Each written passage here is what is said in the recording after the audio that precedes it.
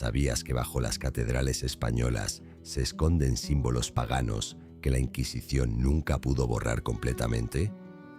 Durante más de 500 años, la Iglesia intentó borrar de la memoria colectiva toda referencia a las criaturas que habitan el folclore español, pero algo extraordinario ocurrió. Estas entidades no desaparecieron, en cambio, se sumergieron más profundamente en el imaginario popular, transformándose, evolucionando y adaptándose a nuevas épocas, mientras mantenían viva una verdad incómoda que las autoridades religiosas jamás pudieron extirpar completamente de la península ibérica. Lo que estás a punto de descubrir en los próximos 90 minutos no son simples historias de miedo o entretenimiento banal, son fragmentos de una memoria ancestral que se remonta miles de años atrás, a épocas cuando los celtas, los lusitanos y los pueblos prerromanos poblaban estas tierras y establecían conexiones sagradas con fuerzas que trascendían la comprensión humana ordinaria.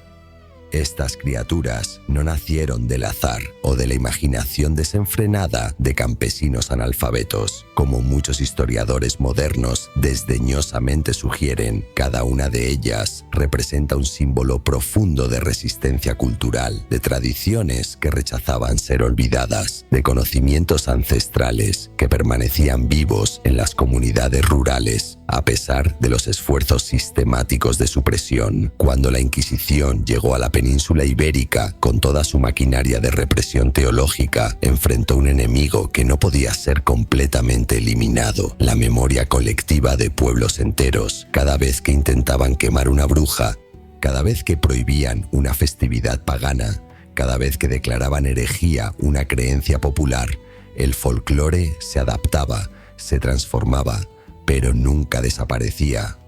Las criaturas que conocerás en este viaje continúan existiendo en las grietas de la modernidad, en los lugares remotos donde la tradición oral aún predomina sobre el cemento y las carreteras. Este guión que ahora escuchas es el resultado de investigación exhaustiva sobre textos olvidados, documentos inquisitoriales desclasificados, etnografía contemporánea y testimonios de comunidades que han preservado estas historias durante generaciones. No se trata de un compendio de fantasía, sino de un análisis profundo de cómo la cultura española ha mantenido viva una conexión con lo sobrenatural, lo misterioso y lo sagrado a través de sus criaturas del folclore. Cada entidad que descubrirás tiene raíces históricas verificables, conexiones geográficas específicas y una función cultural clara dentro de las sociedades que las crearon y las perpetuaron. Antes de continuar, si el misterio de estas historias te atrae, si sientes curiosidad por descubrir las verdades que las autoridades intentaron ocultar, te invito a que te suscribas al canal Atlas Prohibido. Este es el lugar donde la historia real se encuentra con lo inexplicable, donde cada video desentierra las capas de secretos que la modernidad ha intentado enterrar. Al suscribirte, te unes a una comunidad de personas que rechazan las narrativas oficiales y buscan comprender las verdades más profundas sobre nuestra herencia cultural. Ahora bien, antes de adentrarnos en las capas más oscuras del terror español, cuéntame en los comentarios desde dónde nos estás viendo, desde una región española cuyos mitos ancestrales conoces de primera mano, o desde otro rincón del mundo explorando culturas que te fascinan. Tu perspectiva importa porque cada región de España tiene sus propias criaturas, sus propias historias, sus propias cicatrices históricas. La interacción contigo es fundamental para entender cómo el folclore sigue siendo relevante en nuestras vidas contemporáneas. Durante los siguientes 90 minutos atravesaremos 8 regiones distintas de la península ibérica, conoceremos 21 criaturas diferentes y desentrañaremos los misterios que rodean su origen, su propósito cultural y su sorprendente supervivencia en la era moderna. Algunos de estos seres son protectores, guardianes de bosques sagrados y montañas ancestrales. Otros Son depredadores, entidades malévolas que emergieron de la represión y el trauma colectivo. Muchos ocupan espacios grises, ni completamente malévolos ni enteramente benévolos, sino reflejos complejos de la psique cultural de pueblos que vivían en íntima relación con la naturaleza y lo sobrenatural. La estructura de este viaje te llevará desde los orígenes más antiguos del terror en la península ibérica hasta su manifestación contemporánea en festividades que celebramos sin comprender completamente su verdadero significado. Descubrirás cómo la noche de San Juan no es meramente una celebración religiosa, sino la supervivencia thinly veiled de rituales de fuego que preceden a la cristianización por milenios. Comprenderás por qué la Noche de Difuntos tiene poder psicológico tan profundo, más allá del alcance del racional. Verás cómo cada carnaval con máscaras demoníacas es, en realidad, un acto de resistencia cultural contra el olvido forzado. Este primer capítulo es tu introducción al terreno que exploraremos juntos. Es la base sobre la cual construiremos la narrativa de cómo la Inquisición no pudo silenciar lo que la tierra misma había inscrito en el alma de sus pueblos. Lo mejor está por venir, y cada revelación que descubrirás en los próximos capítulos profundizará tu comprensión de por qué España, en particular, mantiene una relación tan única y perturbadora con lo sobrenatural. Prepárate, porque el susurro de los ancestros está a punto de hacerse audible. Imagina que estás caminando por un bosque gallego al anochecer, cuando la luz dorada del atardecer se desvanece entre los pinos y el musgo cubre cada piedra con una capa de antigüedad. La sombra se alarga entre los árboles y de repente escuchas un sonido que no pertenece a ningún animal que conozcas. Un gruñido profundo, casi humano, que resuena desde las profundidades del bosque. En ese momento, estás en el dominio del Basajaun, el señor del bosque vasco, una criatura que ha existido en el imaginario colectivo durante al menos 3000 años, desde antes de que Roma pisara la península ibérica. Este ser no es un monstruo al que temer en sentido convencional, sino un guardián ancestral, un protector de los límites entre el mundo humano y el mundo natural que rechaza cualquier violación de su autoridad territorial. El Basajaun emerge de la mitología vasca como una entidad de propósito dual, guardián del ganado y de los bosques, pero también castigador de aquellos que desafían el equilibrio natural. Los testimonios orales de comunidades vascas medievales describen encuentros donde pastores que se adentraban demasiado profundamente en territorios prohibidos escuchaban advertencias sobrenaturales, gruñidos que los obligaban a retroceder y, en casos extremos, desapariciones misteriosas de rebaños completos. Lo fascinante es que el Basajaun no actúa por malicia, sino por una lógica de preservación. Es un ser que entiende la naturaleza como sagrada, como algo que no debe ser transgredido sin consecuencias. Representa la visión ancestral de los pueblos vascos sobre la coexistencia con el entorno, una filosofía que fue posteriormente suprimida por la visión cristiana de la naturaleza como recurso a ser dominado. Mientras el Basajaun reina en los bosques vascos, en Galicia existe una categoría de criaturas igualmente misteriosas y profundas: las mouras.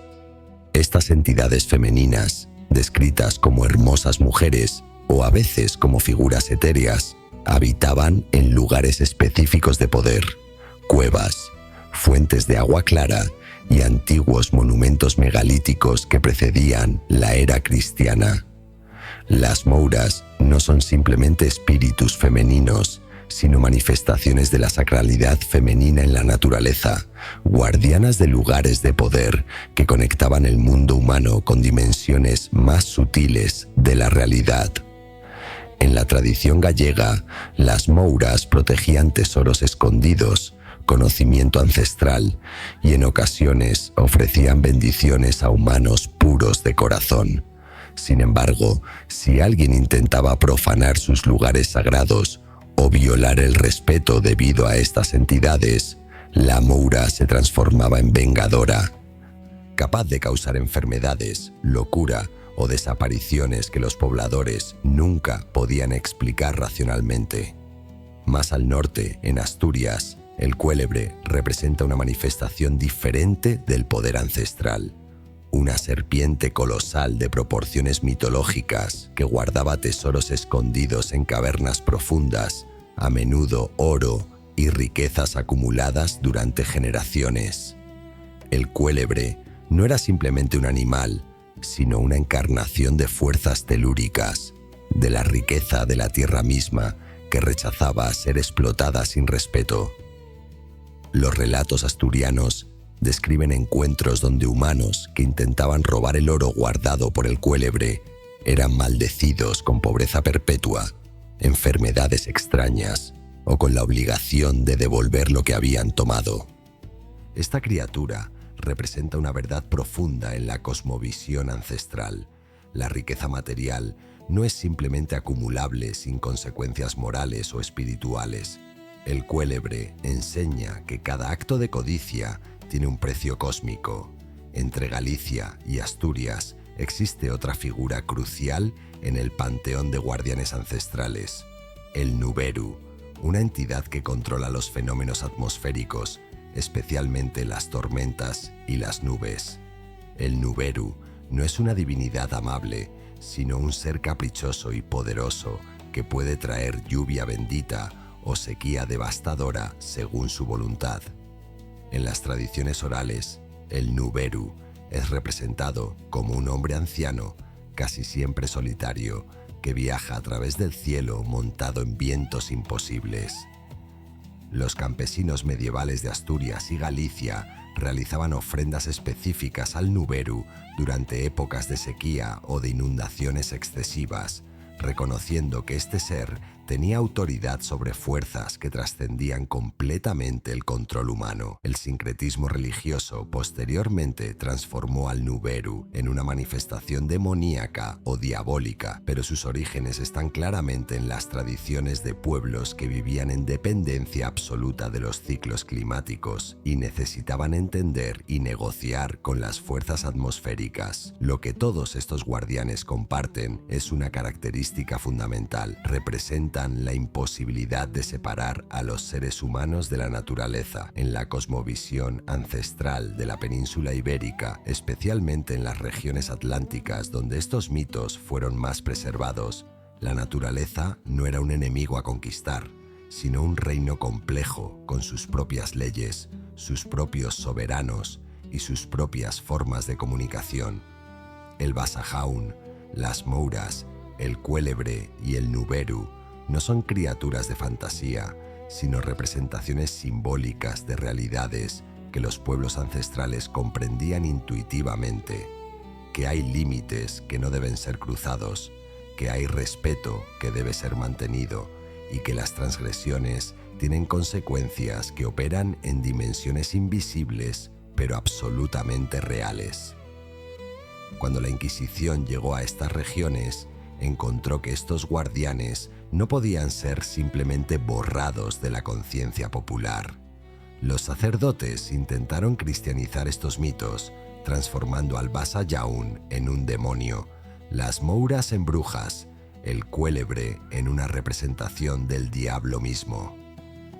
Pero algo notable ocurrió. El pueblo continuó venerando a estas entidades bajo nuevos nombres, celebrando en nuevas fechas, perpetuando el mismo respeto fundamental a través de formas que aparentemente habían sido cristianizadas. Las prohibiciones de la Inquisición, paradójicamente, profundizaban el misterio alrededor de estos guardianes, convirtiéndolos en símbolos aún más poderosos de resistencia cultural. Hoy, si viajas a los bosques del País Vasco, si caminas por las montañas de Galicia o asciendes a los picos de Asturias, los lugareños locales aún hablan con respeto sobre estos guardianes, no como folclore anticuado, sino como presencias reales que continúan ejerciendo autoridad sobre sus territorios. Las casas rurales mantienen protecciones específicas contra el Basayaun. Los manantiales consagrados aún reciben ofrendas en honor de las Mouras, y durante las tormentas, algunos ancianos aún murmuran palabras que suenan como negociaciones con el Nuberu. Esta continuidad de miles de años no es accidental. Es evidencia de que estas criaturas representan verdades tan fundamentales sobre la naturaleza y la existencia humana que ninguna cantidad de represión religiosa ha podido erradicarlas completamente de la experiencia humana. Existe una experiencia que ha aterrorizado a Galicia durante siglos, una visión nocturna que causa pánico incluso en personas que racionalmente rechazan toda creencia en lo sobrenatural. Se llama la Santa Compaña y es descrita como una procesión de almas difuntas que caminan por las noches, llevando velas, haciendo sonar campanas y moviéndose con propósito hacia lugares específicos.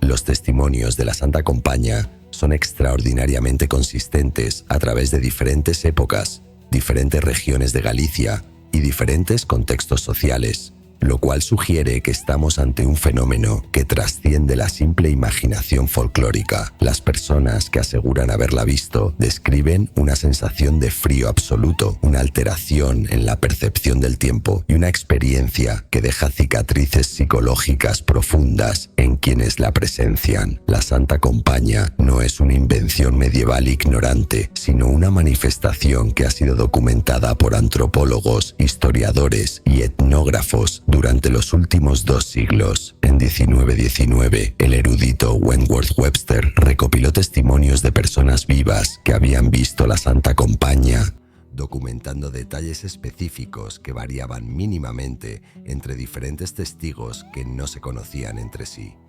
La procesión siempre está compuesta por almas de muertos, figuras envueltas en blanco o ropa ceremonial, llevando velas que emiten una luz verdosa o azulada anormalmente fría. A la cabeza de la procesión va típicamente una figura que lleva un crucifijo o una vela más grande, alguien que aparentemente guía a las almas a través de las noches. Lo más perturbador es que la Santa Compaña siempre se dirige hacia una casa específica, generalmente la casa de alguien que está a punto de morir. Este fenómeno representa uno de los sincretismos más fascinantes entre creencias paganas y cristianas en la península ibérica. En la cosmovisión celta prerromana existía la idea de que las almas de los muertos debían realizar un viaje final, a menudo guiadas por figuras especiales hacia el más allá. Cuando la cristianización llegó a Galicia, la Iglesia intentó reinterpretar este concepto mediante las lentes del cristianismo medieval, las almas en purgatorio, las procesiones de santos, la idea de que la muerte era una transición que requería ceremonias y rituales.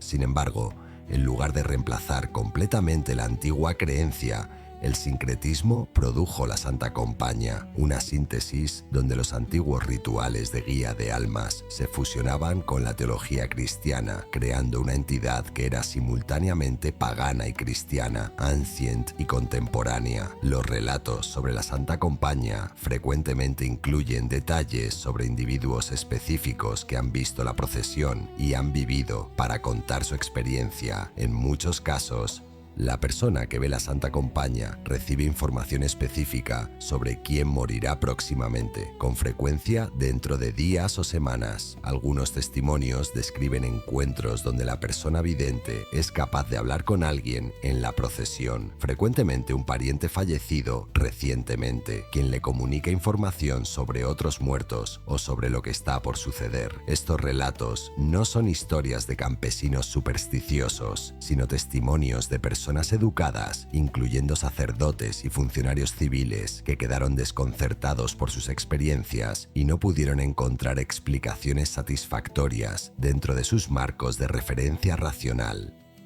La Santa Compaña no es un fenómeno aislado en Galicia, sino que tiene variantes en otras regiones de la península ibérica. En Asturias existe la Huestia, una procesión similar de almas que viaja durante la noche, especialmente durante temporadas específicas como Todos los Santos. En Castilla se conocen reportes de la parca y sus cortesanas, figuras que personifican la muerte y que viajan a través de pueblos anunciando quién morirá próximamente. En algunas regiones vascas existe la idea de inguma, una entidad que se sienta sobre el pecho de la gente durante la noche, causando la sensación de asfixia y parálisis. Estas variantes regionales sugieren que estamos ante un fenómeno que afecta múltiples capas de la población ibérica, manifestándose de formas distintas según el contexto cultural específico. Lo profundamente inquietante sobre la Santa Compaña es que no desapareció con la modernización de España. Durante el siglo XX, cuando la electrificación llegó a Galicia, cuando las carreteras modernas reemplazaron los caminos ancestrales, los testimonios sobre la Santa Compaña continuaron siendo reportados. Estudiosos de etnografía gallega en la década de 1970 aún documentaban casos de gente que aseguraba haber visto la procesión nocturna. Esto sugiere que la Santa Compaña no es una alucinación colectiva causada por analfabetismo o ignorancia, sino algo que persiste incluso en contextos de modernidad, educación formal y comprensión científica contemporánea. La persistencia de estos testimonios en la era moderna es uno de los misterios más desconcertantes del folclore ibérico. La interpretación de la Santa Compaña ha evolucionado a través de los siglos de formas interesantes. Durante la Edad Media y el Renacimiento, la Iglesia la consideraba una manifestación demoníaca, una alucinación causada por la posesión demoníaca o la brujería. Los sacerdotes realizaban exorcismos en hogares donde se reportaban visiones de la Santa Compaña, intentando limpiar espiritualmente los espacios. Sin embargo, incluso estas intervenciones parecían tener poco efecto en la reducción de los reportes. Durante épocas posteriores, algunos eruditos intentaron explicar la Santa Compaña como alucinaciones causadas por gases naturales en ciertas áreas de Galicia o como fenómenos luminiscentes causados por descomposición de materia orgánica en pantanos. Pero estas explicaciones nunca satisfacen completamente la especificidad de los reportes, la precisión de las predicciones sobre muertes inminentes y la naturaleza estructurada de las experiencias reportadas. Hoy, si viajas a pueblos rurales en Galicia, especialmente durante la época de Todos los Santos y en noches particulares del año, los ancianos aún advierten sobre la Santa Compaña. Te dirán que no debe ser mirada directamente, que si la ves, debes permanecer inmóvil para no ser atrapado, que la procesión siempre conduce a una casa donde alguien morirá pronto. Estos no son advertencias folclóricas transmitidas como entretenimiento, sino advertencias serias basadas en la creencia de que la Santa Compaña es una realidad que continúa manifestándose, indiferente a los cambios de la modernidad. La Santa Compaña representa algo que la ciencia occidental todavía no ha integrado completamente en su comprensión del universo, la posibilidad de que la muerte no sea un final absoluto, sino una transición que deja huellas visibles en el mundo de los vivos. Procesiones de almas que continúan sus viajes rituales a través del paisaje gallego nocturno. Existe un fenómeno psicológico fascinante que ocurre cuando una autoridad represiva intenta suprimir sistemáticamente las creencias de una población. Las creencias se transforman en algo más oscuro, más peligroso, más demoníaco. Esto es precisamente lo que sucedió durante la Inquisición española, cuando la represión religiosa fue tan intenso que las entidades protectoras del folclore se convirtieron gradualmente en manifestaciones del mal absoluto. El sacamantecas representa el ejemplo más perturbador de esta transformación.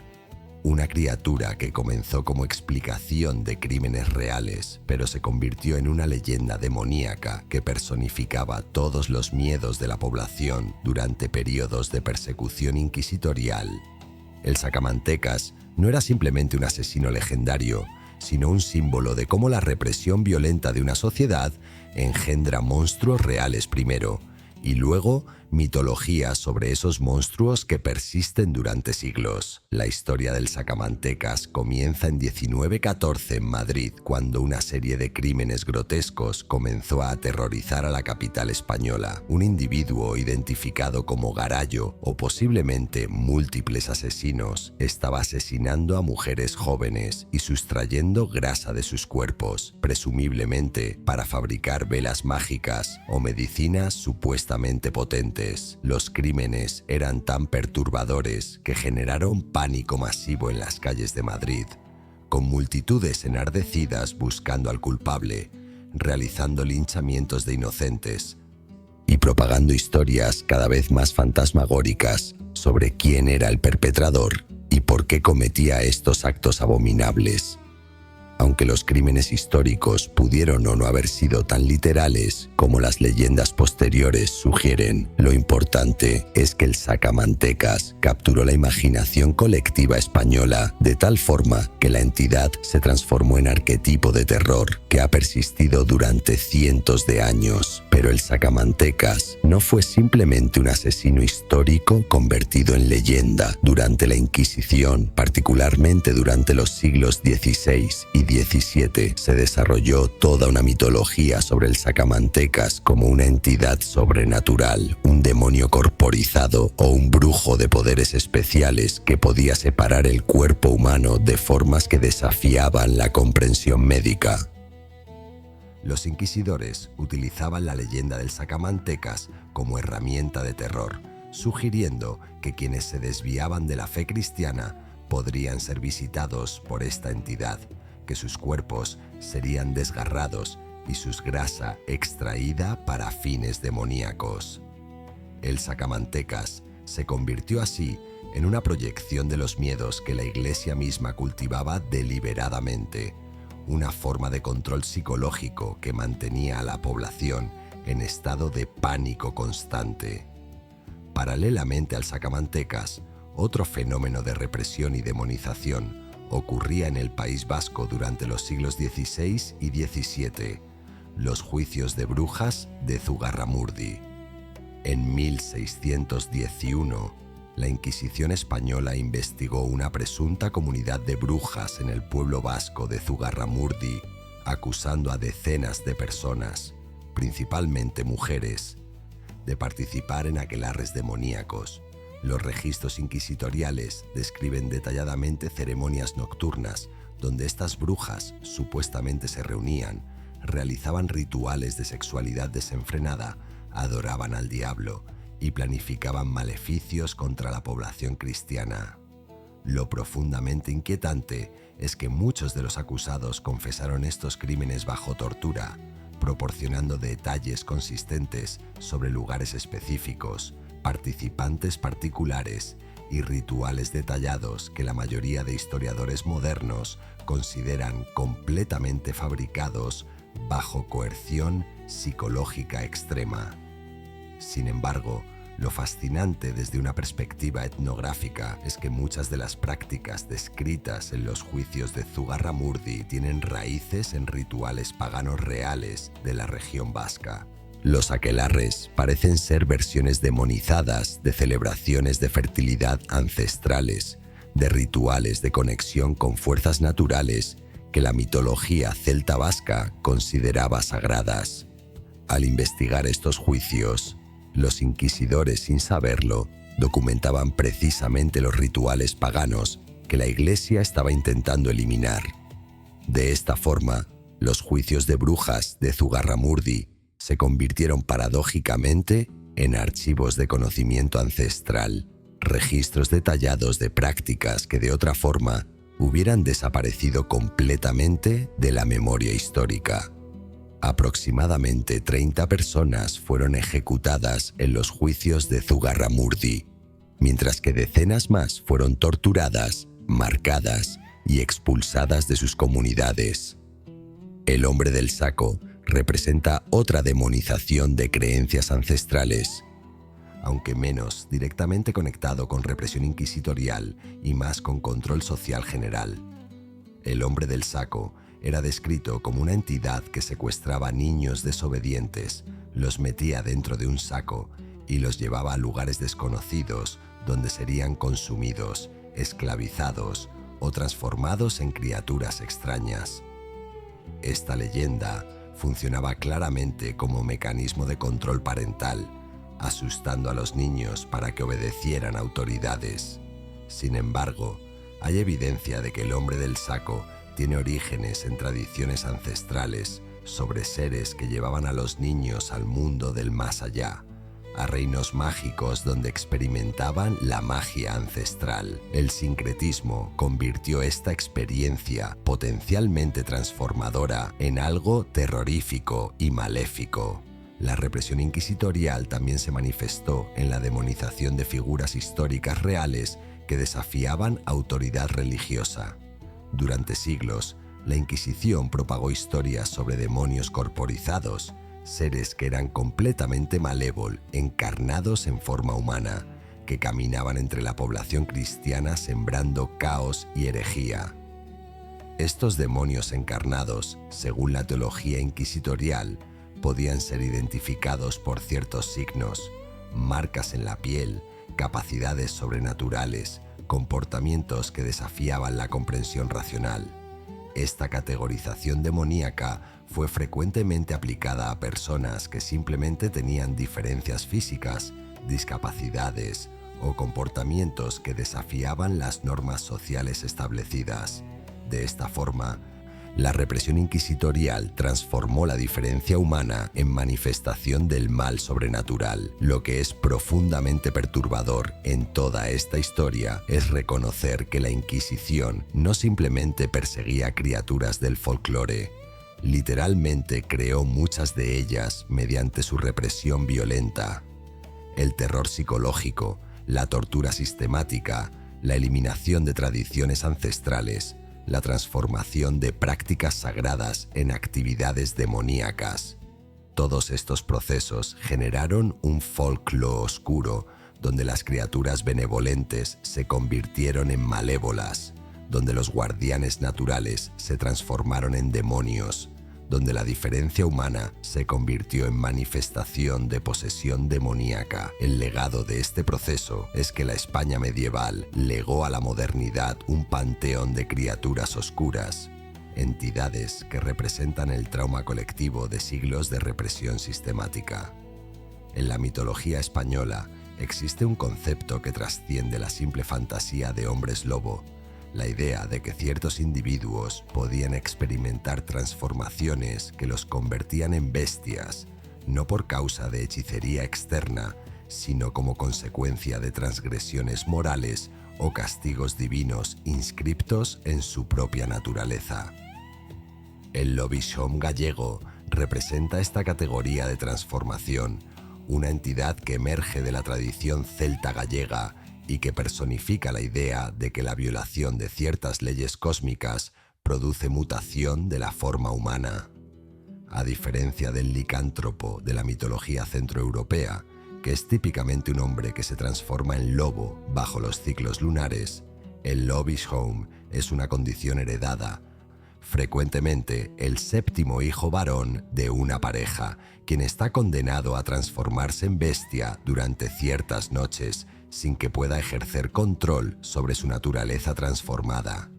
Los testimonios gallegos sobre el Lobisomne describen transformaciones que ocurren típicamente durante noches de luna llena o durante momentos de intenso estrés emocional. El individuo afectado reporta sensaciones corporales de horror absoluto, la sensación de que su piel se está expandiendo, que sus huesos se están reformando, que su mente se está sumergiendo en una consciencia animal primitiva. Después de la transformación, el Lobisomne emerge como una bestia híbrida frecuentemente descrita como parte lobo, parte cerdo salvaje, con ojos que emiten un brillo sobrenatural rojo o amarillo y con una inteligencia que es claramente diferente de la de un animal ordinario. Lo más perturbador es que muchos testimonios sugieren que el Lobisomne conserva fragmentos de consciencia humana durante su transformación, lo que significa que el individuo es simultáneamente victimizado por su condición y responsable de los actos que comete mientras transformado. Pero el Lobisomne no nace de ningún acto del individuo afectado. Según la tradición gallega, es una maldición hereditaria que se perpetúa a través de generaciones, frecuentemente originando en transgresiones de ancestros remotos. Un patrón común en los relatos es que el Lovish Home emerge cuando hay un desequilibrio genealógico en una familia, frecuentemente cuando hay secretos sexuales no resueltos, incesto no confesado o violaciones que no han sido expurgadas de la memoria familiar. De esta forma, el Lovish Home funciona como manifestación somática de culpa transgeneracional, como si la vergüenza y el trauma de ancestros violados se inscribieran literalmente en el cuerpo de los descendientes. La transformación en bestia se convierte así en castigo visible, en marca que exterioriza la culpa interna que la familia ha intentado mantener oculta. En el País Vasco existe una figura relacionada pero distinta: la Guaxa, una criatura que combina características de bruja y vampiro, que supuestamente tiene la capacidad de transformarse en animales diversos, típicamente pájaros nocturnos o bestias salvajes. La Guaxa, a diferencia del Lovish Home, típicamente posee cierta agencia sobre su transformación, aunque sigue siendo considerada como una condición malévola que marca al individuo como separado de la humanidad normal. Los relatos vascos describen a la Guaxa como personas que nacen con una marca física distintiva, frecuentemente una mancha roja en el cuerpo que las marca como portadoras de esta naturaleza dual. La Guaxa puede viajar libremente entre el mundo humano y el mundo animal, explotando ambos reinos para actividades que la comunidad percibe como profundamente maléficas: el robo, la seducción sobrenatural, la alteración de eventos naturales. Lo que es profundamente significativo en estas tradiciones de transformación es que representan una comprensión ancestral sobre la naturaleza fluida de la identidad humana. La cosmovisión celta y vasca no consideraba la forma humana como algo absolutamente fijo o definitivo, sino como una condición que podía ser alterada por circunstancias sobrenaturales o transgresiones morales. La transformación en bestia no era simplemente castigo físico, sino transformación ontológica, alteración fundamental de lo que el individuo era en términos de ser. Esto contrasta dramáticamente con la comprensión medieval cristiana, que veía la forma humana como sagrada, inviolable, y cualquier alteración de la misma como manifestación de demoníaco. Durante la Inquisición, las creencias sobre transformaciones se utilizaron para perseguir a personas que simplemente tenían diferencias físicas, discapacidades o comportamientos que desafiaban las normas sociales. Las mujeres con exceso de vello corporal, los individuos con enfermedades de la piel, las personas con retraso mental o comportamiento psicológicamente atípico, todos podían ser acusados de ser cambiaformas secretos, de estar poseídos por demonios que alteraban su forma, o de ser brujos que ocultaban su verdadera naturaleza bajo la apariencia humana. La acusación de cambiaforma se convirtió así en herramienta de normalización social, en forma de eliminar a aquellos que se desviaban del patrón considerado humano por las autoridades religiosas. La mitología de la transformación también incluye la idea de que ciertos individuos podían voluntariamente transformarse como forma de castigo autoinfligido o de expiación. En algunas tradiciones gallegas, el acto de transformarse en bestia era visto como forma de penitencia, una manera de escapar temporalmente de la consciencia humana y sus culpas asociadas. Este aspecto sugiere que la transformación no era exclusivamente malévola, sino que en ciertos contextos podía ser una forma de trascendencia o de conexión con realidades alternativas. El cambiaformas podía, en este contexto, ser visto como alguien que se atreve a explorar territorios prohibidos, que rechaza los límites de la identidad humana ordinaria, que busca experiencias que trascienden el confinamiento de la forma mortal. La luna llena ocupa un lugar central en todas estas mitologías de transformación. Las noches de luna llena son cuando el Lobis Home más probablemente se transformará, cuando la Huaxa emerge de su escondite para practicar sus actividades, cuando los cambiaformas experimentan compulsiones irresistibles hacia la transmutación. La luna es significante porque representa el ciclo, la renovación, la alteración regular de la realidad visible, la demostración de que incluso los cuerpos celestes experimentan transformación constante. La luna llena, siendo el momento de máxima visibilidad lunar, también es el momento cuando los secretos ocultos se hacen visibles, cuando aquello que está normalmente escondido emerge hacia la luz. Los cambiaformas transformados bajo la luna llena representan literalmente la idea de que la verdadera naturaleza de los seres no es la apariencia ordinaria, sino algo más profundo, más instintivo, más conectado con fuerzas cósmicas que trascienden la racionalidad humana ordinaria. Hemos llegado a un momento crítico en nuestra exploración. Durante los últimos 35 minutos hemos caminado a través de 5 realidades diferentes del folclore español, desde los guardianes ancestrales de montañas y bosques, pasando por procesiones de almas que desafían la comprensión racional de la muerte, hasta entidades malévolas que emergieron de la represión sistemática y transformaciones que cuestionan la naturaleza misma de la identidad humana. Pero ahora necesitamos hacer una pausa y reconocer algo fundamental que conecta todas estas historias aparentemente separadas. No estamos simplemente ante un conjunto de mitos folclóricos pintorescos, sino ante un sistema cohesivo de conocimiento que representa una cosmovisión completamente diferente de cómo los antiguos pueblos ibéricos comprendían la realidad, la muerte, la transformación y la relación entre lo visible y lo invisible. Lo que la Inquisición intentó suprimir no fue simplemente un conjunto de supersticiones ingenuas, sino un sistema completo de comprensión del universo que amenazaba el poder absoluto de la autoridad religiosa centralizada.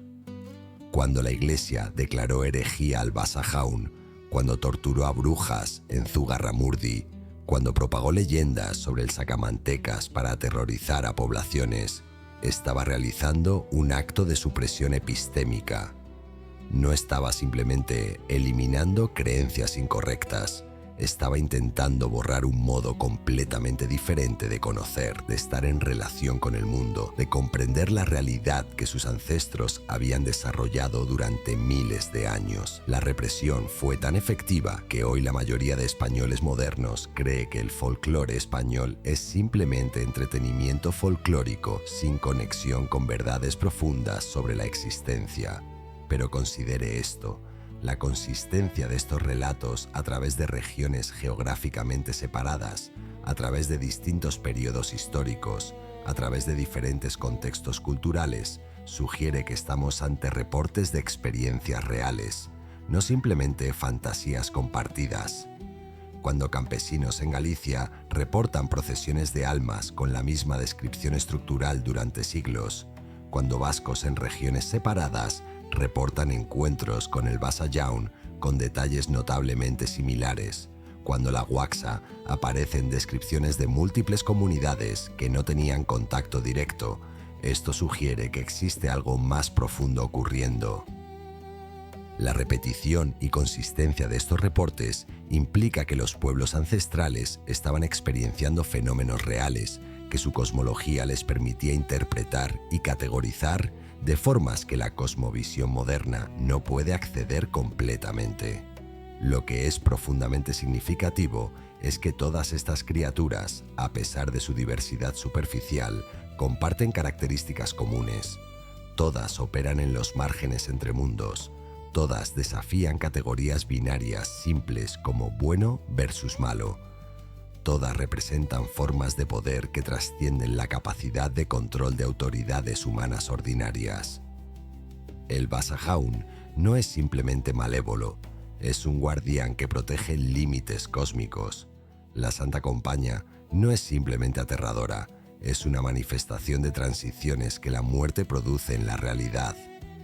El Lobis Home no es simplemente una bestia destructiva, es una transformación que expresa verdades sobre la culpa transgeneracional que la conciencia ordinaria no puede articular.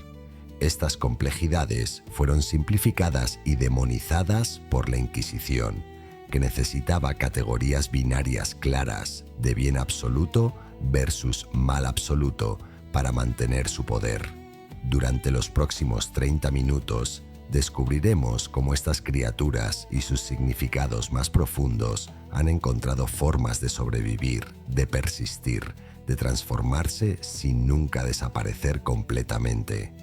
Visitaremos lugares específicos donde el poder de estas entidades sigue siendo verificable hoy, locaciones geográficas que concentran la energía de estos fenómenos en formas que aún pueden ser experienciadas.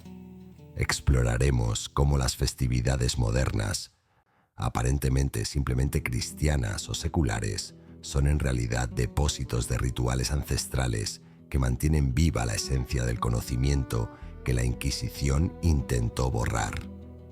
Descubriremos cómo películas, literatura y arte contemporáneo han recogido inconscientemente las narrativas del folclore español y las han perpetuado de formas que mantienen vivo el misterio original.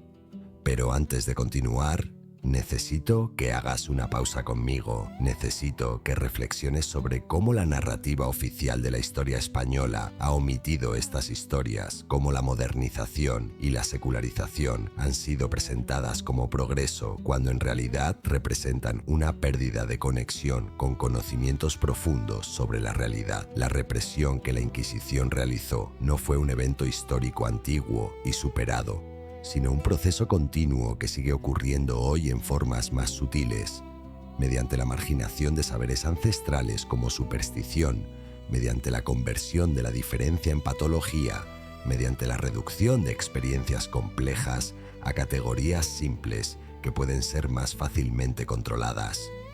Las criaturas que hemos explorado hasta ahora no son simplemente personajes de historias de miedo. Son maestros que tienen lecciones profundas para ofrecernos si estamos dispuestos a escuchar más allá de la interpretación superficial. El Basajaún enseña sobre los límites que no deben ser cruzados, sobre el respeto que debe ser mantenido hacia fuerzas que trascienden el control humano. La Santa Compaña enseña que la muerte no es un final absoluto, sino una transición continua, que nuestras acciones en vida tienen consecuencias que se extienden más allá de la muerte. El Lovisom enseña que nuestras culpas, si no son resueltas, se perpetúan a través de generaciones, marcando la carne de aquellos que vienen después. Estas no son lecciones folclóricas simples, sino sabiduría profunda sobre cómo vivir en armonía con realidades que trascienden la racionalidad ordinaria. Lo más perturbador y lo que hace que esta exploración sea urgente es que la modernidad ha intentado crear vacío donde estos saberes habitaban. Hemos reemplazado la comprensión de que el universo es profundamente misterioso, que existen realidades que trascienden nuestra capacidad de comprensión, con la ilusión de que la ciencia moderna ha explicado completamente la realidad. Pero mientras nos sumergimos más profundamente en la física cuántica, mientras exploramos las dimensiones de la consciencia, descubrimos que el universo es infinitamente más extraño, más misterioso, más imposible de categorizar simplemente que lo que la ciencia materialista del siglo XIX sugería. Los pueblos ancestrales que creaban estos mitos no estaban simplemente imaginando ficción, estaban registrando experiencias, formalizando intuiciones profundas sobre dimensiones de la realidad que la cosmovisión moderna está apenas comenzando a reintegrar en su comprensión del universo. La geografía sagrada de España no es accidental. Los lugares donde las criaturas del folclore se manifiestan con mayor intensidad no son seleccionados al azar, sino que corresponden a puntos específicos de poder geológico, energético o histórico, donde múltiples capas de significado se superponen.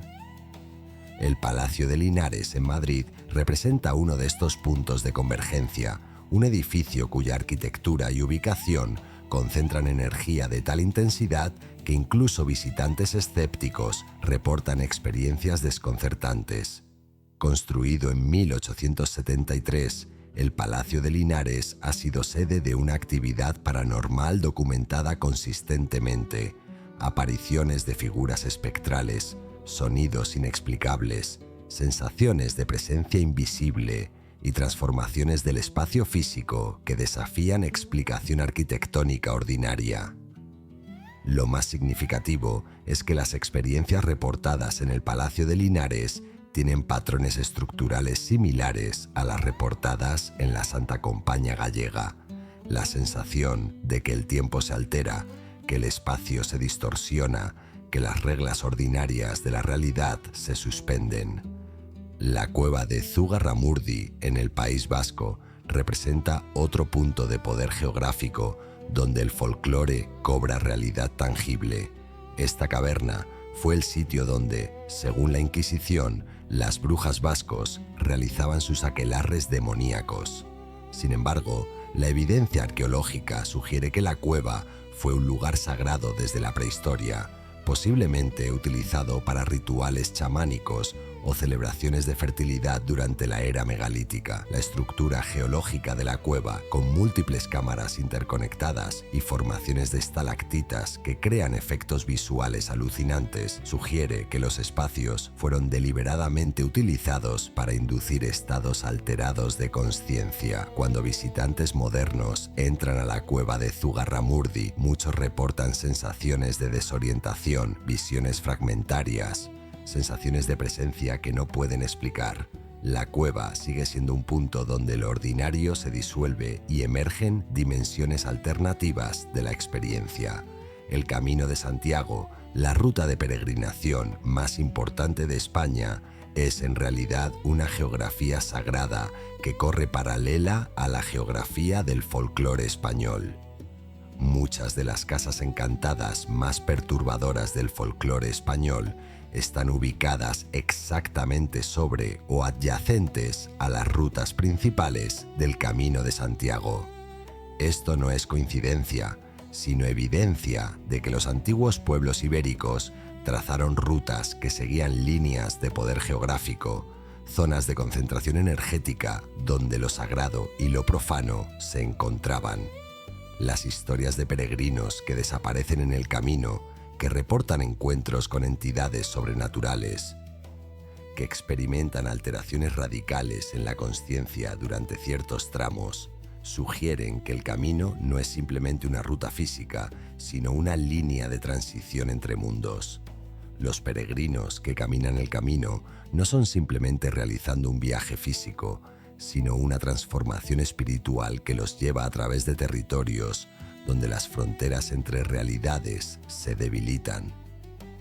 En Castilla existe un lugar particularmente perturbador: la Casa del Conde en Cuenca, un edificio medieval que ha sido abandonado durante décadas debido a la intensidad de la actividad paranormal. Los investigadores paranormales que han ingresado a la casa reportan una densidad de presencia fantasmal tan intensa que algunos describen la experiencia como abrumadora. Las apariciones no son simplemente visuales, sino que involucran manifestaciones multisensoriales, olores antiguos, sonidos de voces hablando idiomas obsoletos, sensaciones de tacto de manos espectrales. Lo más inquietante es que varios investigadores que ingresaron a la Casa del Conde han reportado tiempo desaparecido. Entran esperando estar en la casa durante 1 hora y emergen descubriendo que han pasado 3 horas sin que la consciencia ordinaria registrara el paso del tiempo. Esto sugiere que ciertos lugares pueden distorsionar no simplemente la percepción, sino la estructura temporal misma. En Barcelona existe un cementerio que tiene una reputación particular entre investigadores paranormales: el Poblenou. Este cementerio, construido en el siglo XIX, es sede de reportes consistentes de la Santa Compaña, de procesiones de almas que caminan entre las tumbas durante noches específicas, de comunicaciones entre los vivos y los muertos que trascienden la explicación psicológica ordinaria. Lo significativo es que el Poble Nou fue construido exactamente sobre los restos de un templo pagano anterior, un lugar que fue sagrado miles de años antes de que el cristianismo llegara a la península ibérica. El sincretismo inadvertido que ocurrió cuando el cementerio cristiano fue construido sobre estos cimientos ha creado una zona de intensificación energética donde múltiples capas de tiempo parecen coexistir simultáneamente. Sevilla alberga varios lugares vinculados al sacamantecas y a la represión inquisitorial, lugares donde personas fueron ejecutadas, donde se realizaron torturas, donde los restos de víctimas inocentes fueron almacenados. Estos espacios portan una carga psicológica y energética extraordinaria. Visitantes a los archivos inquisitoriales subterráneos de Sevilla reportan depresión profunda, ansiedad inexplicable y, en casos extremos, contacto telepático con las conciencias de aquellos que fueron torturados. Un investigador paranormal que pasó una noche completa en los archivos inquisitoriales reportó experiencias de posesión parcial, sensando la conciencia de una víctima de la Inquisición tan intensamente que no podía distinguir entre sus propios pensamientos y los de la entidad contactada.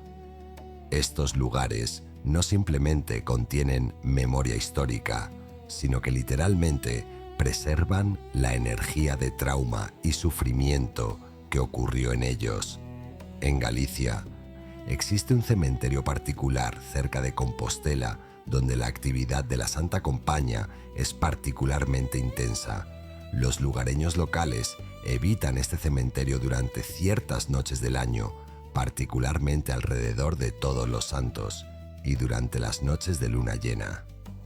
Se reporta consistentemente que la Santa Compaña se manifiesta con máxima intensidad en este lugar, que las procesiones de almas son tan vívidas que es posible ver sus rostros individuales, que la experiencia de presenciar la Santa Compaña en este cementerio es tan traumática que algunos que lo han visto han sido incapaces de hablar sobre la experiencia durante meses. La geografía específica del cementerio, ubicado en un punto donde 3 arroyos convergen, parece concentrar la manifestación de estas entidades de una forma que intensifica su presencia. Lo que es particularmente significativo es que estos lugares de poder geográfico no desaparecieron con la modernización. A pesar de la electrificación, la construcción de carreteras modernas, la transformación urbana, estos puntos de concentración energética mantienen sus propiedades. Esto sugiere que la geografía sagrada opera en dimensiones que trascienden la alteración superficial del paisaje físico. Los lugares donde las antiguas civilizaciones ibéricas reconocieron concentraciones de poder siguen siendo lugares de poder hoy, siguen siendo puntos donde la conciencia ordinaria se altera, donde la frontera entre lo visible y lo invisible se debilita. La geografía del terror español no es geografía del miedo infundido por superstición, sino geografía de poder real, de lugares donde fuerzas que trascienden la comprensión humana ordinaria se manifiestan con intensidad verificable. Existe una categoría de criaturas del folclore español que desafía completamente la lógica de la demonización inquisitorial, entidades que coexistían con humanos en la vida cotidiana, que habitaban las casas, que participaban en la economía doméstica y que podían ser negociadas, manipuladas, incluso mantenidas en relaciones de pacto con las familias humanas. El trasgo asturiano representa quizás el ejemplo más intrigante de este tipo de criatura. El trasgo no es malévolo en sentido absoluto, sino más bien es un ser caprichoso que habita en los espacios liminales de las casas humanas, áticos, sótanos, espacios entre paredes.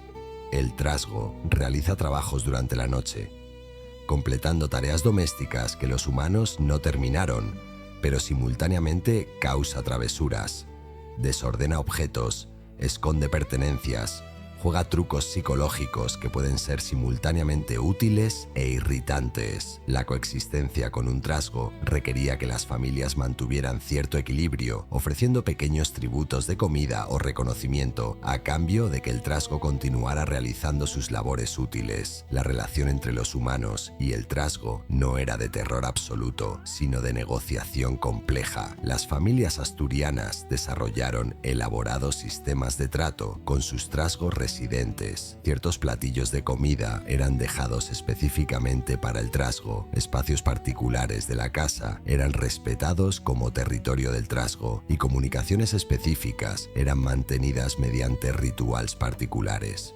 Lo fascinante es que esta relación tenía una función económica real.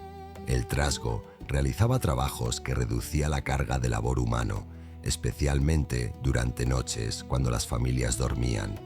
De esta forma, el trasgo funcionaba como fuerza laboral sobrenatural, como mecanismo que permitía a las familias humanas completar trabajo que de otra forma sería imposible.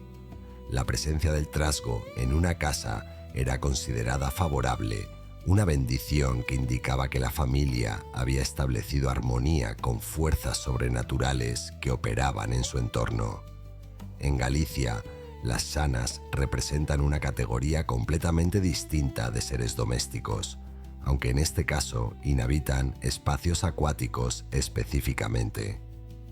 Las sanas son descritas como mujeres extraordinariamente hermosas que habitan en ríos, fuentes de agua clara y manantiales de agua dulce. Estas entidades tienen poder sobre el agua, sobre la fertilidad y sobre la salud de aquellos que beben de sus manantiales. A diferencia del trasgo, las shanas tienen una agencia más independiente, una voluntad que puede ser más difícil de negociar. Sin embargo, es posible mantener relaciones constructivas con las sanas, frecuentemente mediante ofrenda de velas, flores o artículos específicos que las sanas aparentemente valoran. Las mujeres gallegas que necesitaban asistencia en partos, que buscaban la curación de enfermedades o que deseaban aumentar la fertilidad de sus campos, frecuentemente visitaban manantiales conocidos como habitados por shanas y realizaban rituales específicos para solicitar asistencia. Lo que es profundamente significativo en estas relaciones es que representan un sistema de economía mágica donde los seres humanos y no humanos participaban en intercambios que beneficiaban a ambas partes. El trasgo obtenía reconocimiento y ofrendas, mientras que la familia obtenía trabajo completado. Las shanas obtenían veneración y ritual, mientras que los humanos obtenían curación, fertilidad, acceso a agua pura. Este sistema no era basado en conquista o dominación, sino en reciprocidad y mutuo reconocimiento.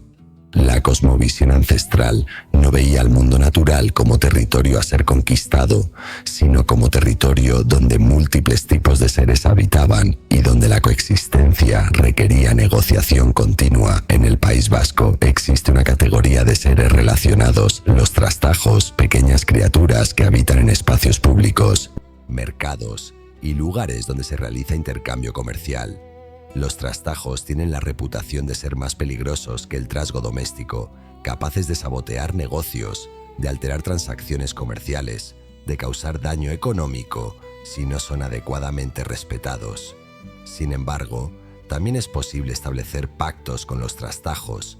Frecuentemente, comerciantes específicos que realizaban ofrendas regulares reportaban que su negocio prosperaba, que sus transacciones eran exitosas, que los trastajos de hecho protegían sus intereses económicos. De esta forma, los trastajos funcionaban como guardianes del mercado, como entidades que mantenían equilibrio en transacciones económicas y que podían castigar comportamiento deshonesto mientras favorecían a aquellos que mantenían integridad. La represión inquisitorial transformó radicalmente la naturaleza de estas relaciones. Cuando la Iglesia llegó a regiones donde el trasgo era considerado beneficioso, proclamó que cualquier relación con estas criaturas era automáticamente herética, que mantener pactos con seres no humanos era invitación del demonio, que los trabajos nocturnos realizados por el trasgo eran en realidad actos de magia negra. Bajo presión inquisitorial, muchas familias fueron obligadas a expulsar sus trasgos residentes, a destruir los lugares de habitación de estas criaturas, a renunciar a las relaciones que habían mantenido durante generaciones. Lo paradójico es que muchas casas donde los trasgos fueron expulsados comenzaron a experimentar actividad paranormal más maléfica, poltergeists más agresivos, fenómenos perturbadores que parecían represalia por la expulsión. Lo que es particularmente perturbador en esta historia es que la Inquisición fue literalmente transformando seres benévolos en entidades malévolas mediante el proceso de represión sistemática. Cuando el trasgo era bienvenido, cuando era considerado parte integral de la economía doméstica, su naturaleza era fundamentalmente diferente de después de ser expulsado, rechazado, declarado herético. Los trasgos que fueron forzados a abandonar casas donde habían vivido durante siglos se convirtieron en entidades enfadadas, en poltergeists que causaban destrucción, en fuerzas vengativas que se manifestaban como puramente malévolas. La represión no elimina a estos seres, los transforma. Convierte relaciones armónicas en conflictos abiertos. Transforma negociaciones mutuales en guerras entre humanos y fuerzas sobrenaturales. Aún hoy, en regiones rurales de Asturias y Galicia, se reportan relaciones con trasgos, encuentros con shanas, pactos con trastajos. Lo más significativo es que estas relaciones mantienen exactamente la misma estructura que en épocas medievales: ofrendas, rituales específicos, negociación del espacio.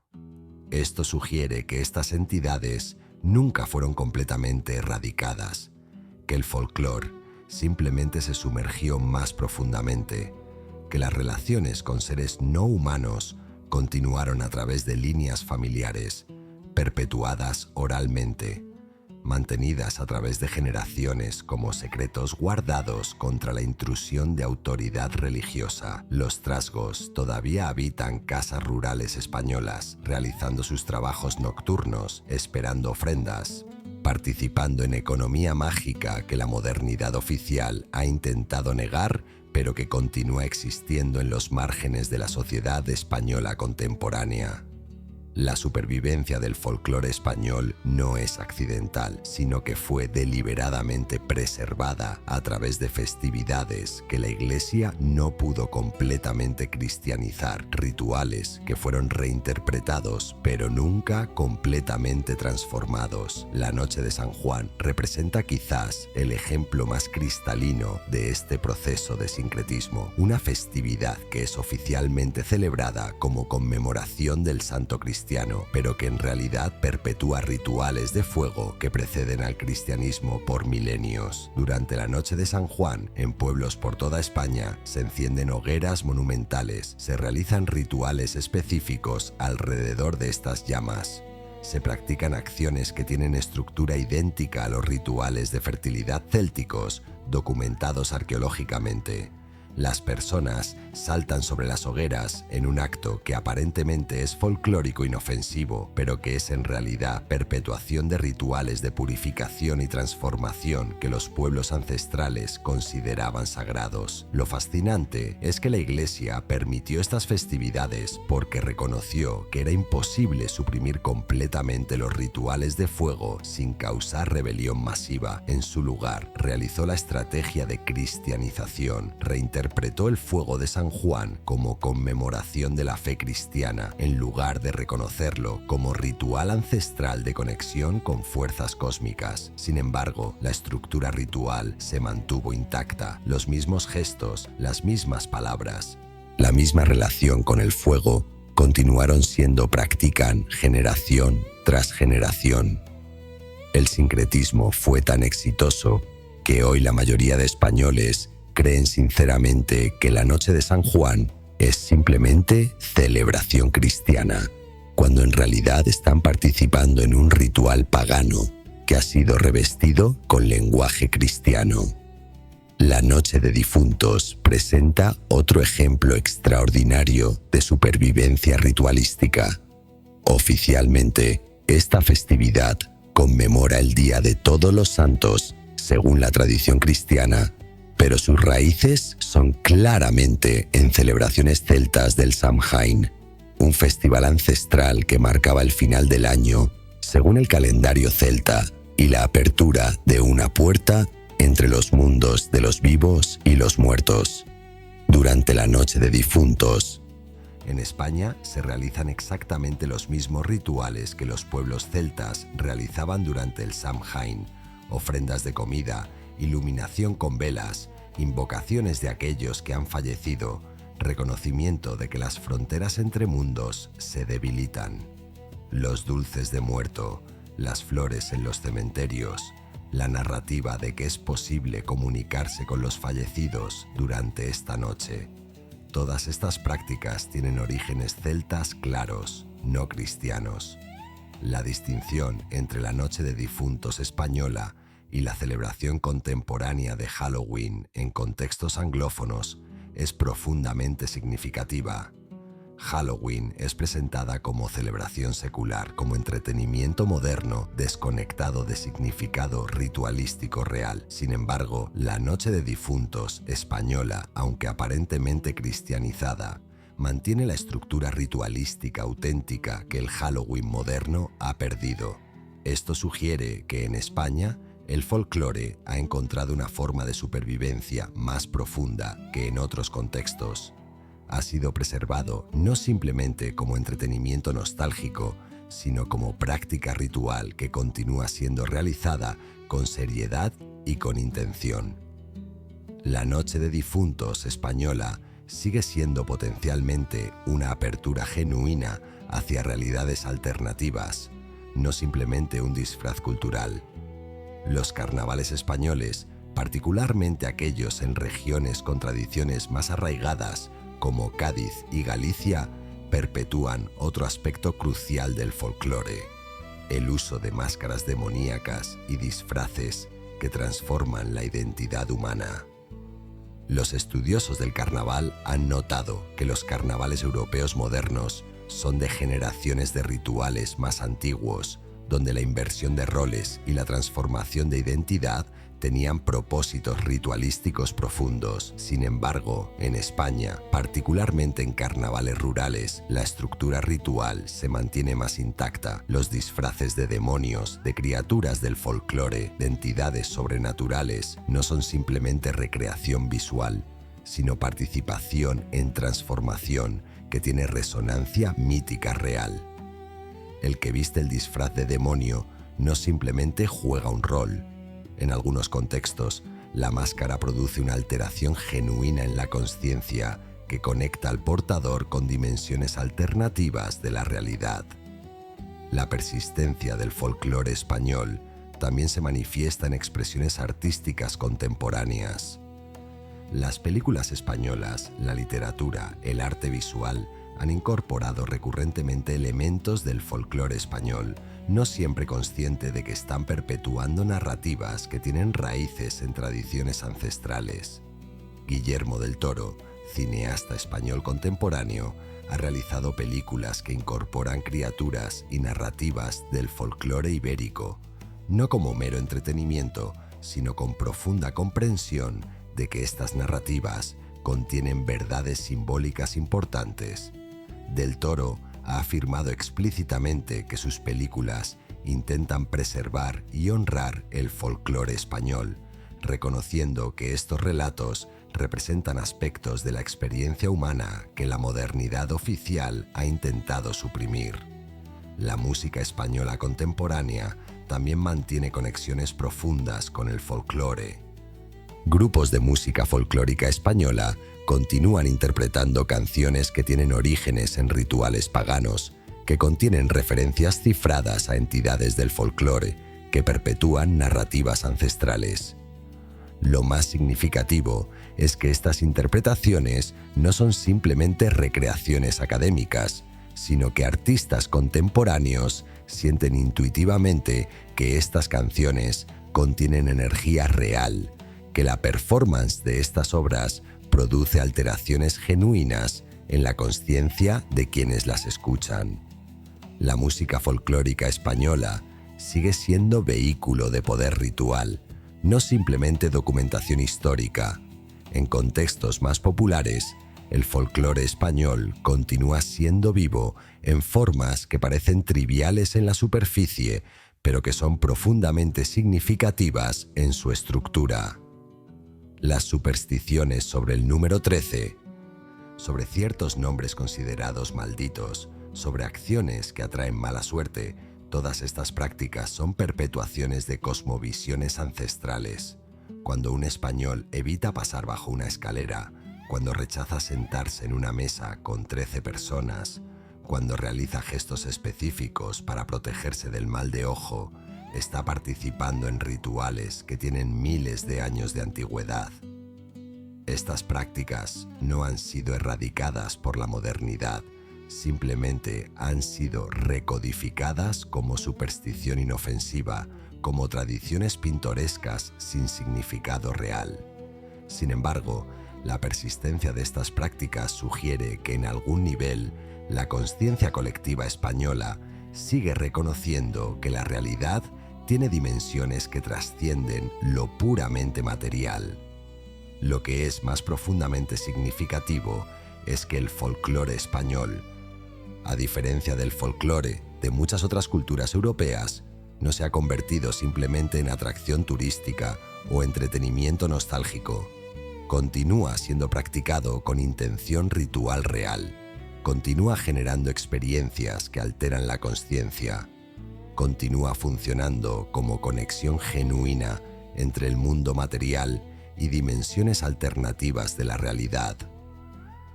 Esta vitalidad continua del folclore español representa una resistencia extraordinaria de la memoria cultural, un rechazo de la población española a permitir que sus saberes ancestrales sean completamente absorbidos o transformados por narrativas oficiales.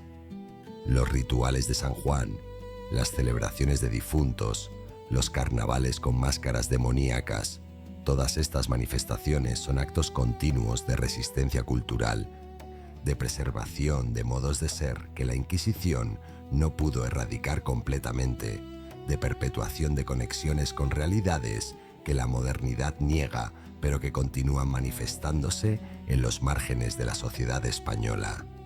Durante 105 minutos hemos recorrido un viaje extraordinario a través de las capas más profundas del folclore español, explorando 21 criaturas que representan mucho más que entretenimiento o superstición ingenua. Hemos caminado con guardianes ancestrales que protegen límites cósmicos. Hemos presenciado procesiones de almas que desafían la comprensión occidental de la muerte. Hemos explorado transformaciones que cuestionan la naturaleza misma de la identidad humana. Hemos visitado lugares de poder geográfico donde la frontera entre lo visible y lo invisible se debilita, donde los muertos todavía pueden comunicarse con los vivos, donde las fuerzas sobrenaturales operan con total independencia de las autoridades humanas. Hemos descubierto cómo la represión sistemática de la Inquisición transformó seres protectores en entidades malévolas, cómo el terror religioso engendró demonios que de otra forma nunca hubieran existido. Y hemos visto cómo, a pesar de siglos de represión, estas criaturas y sus saberes asociados continúan existiendo, evolucionando, manifestándose en formas que la modernidad oficial intenta negar, pero que persisten en los márgenes de la sociedad española. Ahora necesitamos hacer la pregunta más fundamental. ¿Por qué importa todo esto? ¿Por qué gastar casi 2 horas de tu tiempo explorando historias que la educación oficial te ha enseñado a descartar como superstición primitiva? La respuesta es que comprender el folclore español es comprender algo profundo sobre la naturaleza de la realidad misma, sobre cómo diferentes culturas han desarrollado modos alternativos de conocimiento que complementan, pero también cuestionan, el paradigma científico materialista que domina el pensamiento occidental contemporáneo.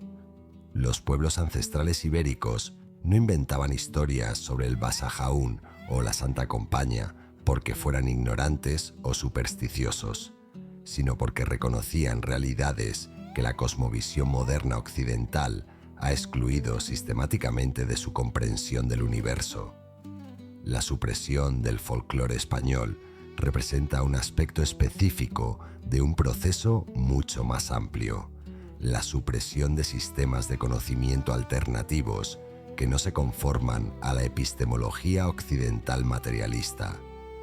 Durante los últimos 400 años, la civilización occidental ha realizado un esfuerzo sistemático de convertir su modo particular de conocimiento, su método científico específico, en la única forma válida de comprensión de la realidad. Este proceso ha producido avances tecnológicos extraordinarios, es verdad, pero también ha producido alienación profunda de la naturaleza, desconexión del conocimiento corporal y emocional, negación de dimensiones de la experiencia que no pueden ser medidas o cuantificadas. El folclore español, en contraste, representa un sistema de conocimiento que integraba lo racional y lo intuitivo, que reconocía múltiples capas de realidad funcionando simultáneamente, que permitía a los seres humanos vivir en relación armoniosa con fuerzas que trascienden la comprensión ordinaria. La identidad española en el siglo XXI enfrenta una crisis profunda. La modernización ha traído prosperidad material, es verdad, pero ha dejado un vacío en el nivel de significado cultural y espiritual.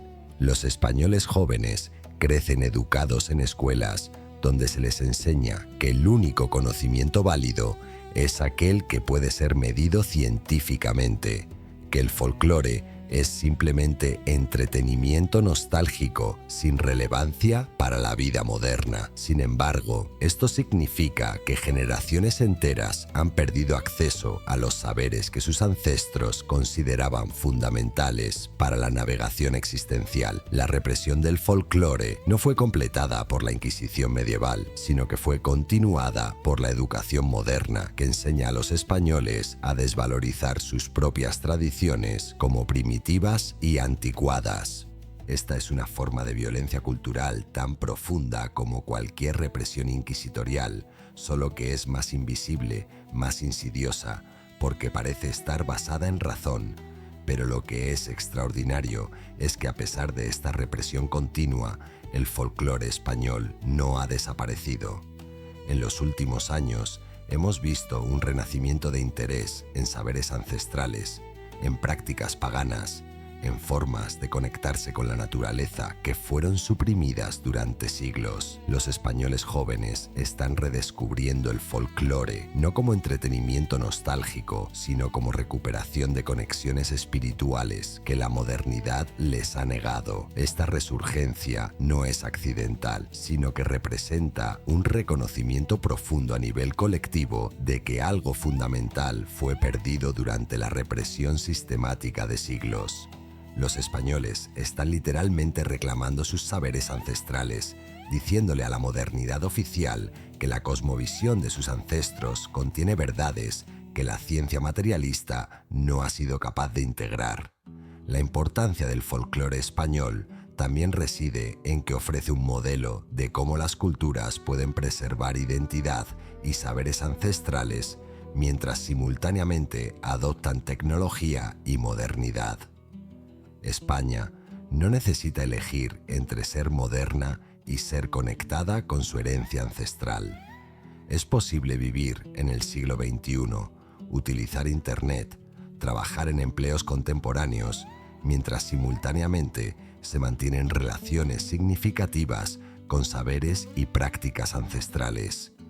El folclore español, al haber sobrevivido durante siglos de represión, demuestra que la identidad cultural es extraordinariamente resiliente, que la verdad contenida en los mitos no puede ser completamente erradicada por represión externa o por descrédito ideológico. Mientras exista un español que realice un ritual de San Juan, que cuente historias sobre la Santa Compaña, que reconozca la presencia de un trasgo en su casa, el folclore continuará viviendo, continuará siendo real, continuará transformando la conciencia de quienes se relacionan con él. Esta exploración también nos invita a reflexionar sobre cómo el folclore de otras culturas merece similar respeto e investigación seria. Si el folclore español contiene verdades profundas sobre la realidad que hemos pasado por alto, entonces el folclore de culturas indígenas, de tradiciones africanas, de pueblos que han sido marginalizados por la modernidad occidental, también contiene saberes valiosos que la ciencia oficial ha rechazado prematuramente. La represión del folclore no es únicamente un problema español, sino un aspecto de la represión cultural global que ha acompañado la expansión occidental. Comprender el folclore español es así comprender algo fundamental sobre injusticia epistemológica, sobre cómo los sistemas de poder utilizan la invalidación de formas de conocimiento alternativas para mantener dominación. Mientras nos acercamos al final de este viaje, es importante que reconozcas que lo que has experimentado durante estas 105 minutos no es simplemente entretenimiento intelectual. Has sido presentado a realidades que la educación oficial ha ocultado, a saberes que tienen el poder de transformar fundamentalmente tu relación con la existencia. Si has encontrado valor en esta exploración del folclore español, te invito a profundizar aún más en esta investigación. Busca textos etnográficos sobre el folclore ibérico, visita los lugares de poder geográfico que hemos mencionado, conecta con comunidades que continúan practicando rituales ancestrales. Considera que tu ancestría española te conecta directamente con tradiciones que tienen miles de años de profundidad, que en tu sangre corre la consciencia de pueblos que tenían relaciones sofisticadas con realidades que la modernidad niega. Y si has llegado hasta aquí conmigo, si has invertido casi 2 horas explorando estas historias que la autoridad oficial te enseñó a descartar, te invito ahora a suscribirte al canal Atlas Prohibido. Este es el espacio donde continuaremos explorando las verdades que han sido ocultadas, donde investigaremos los saberes ancestrales que la represión sistemática ha intentado borrar. El folclore español es solo el comienzo. Hay milenios de conocimiento esperando ser redescubierto, reintegrado en la conciencia moderna, transformado en fuente de sabiduría para navegar los desafíos existenciales del siglo XXI. El legado eterno del folclore español no es simplemente histórico, es profundamente contemporáneo, ofreciendo orientación para cómo podemos vivir en relación más armoniosa con realidades que trascienden la comprensión ordinaria, cómo podemos recuperar conexiones espirituales que hemos perdido, cómo podemos reclamar nuestro derecho a saberes que nuestros ancestros consideraban fundamentales.